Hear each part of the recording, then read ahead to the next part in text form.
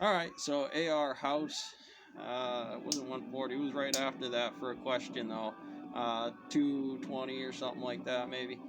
220.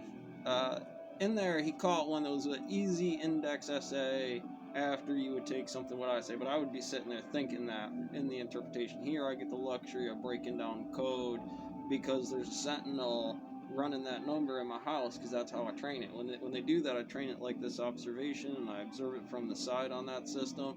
And I would say there's an essay to what that conversation would be on my standard model for what I would expect what bullshit I would allow anybody to say before I called in salty. Right, this guy over here, you coming in with the numbers. This guy knows this number. If we get two interpretations from the Mason here, and you ain't one of them, Warden, guess what?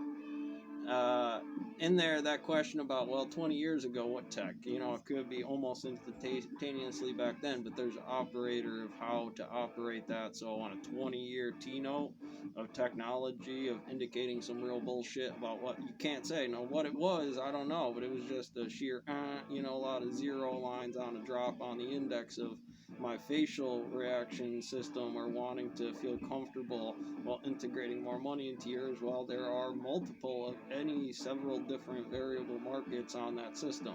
And so that's going to be a case violation of how that system works. And so here we're dealing with house code in a conversation of points. If I took one of those 20-year guys though, and I had to ask them the same question in a blind study on the bunny, because you can sneak up and do that stuff as a real thing. How does the heart rate brain monitor change if this building was an MRI or could parallel that system?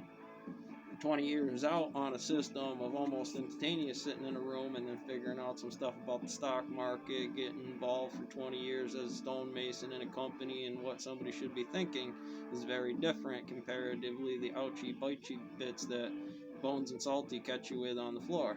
What'd you learn? Catch you on the next one.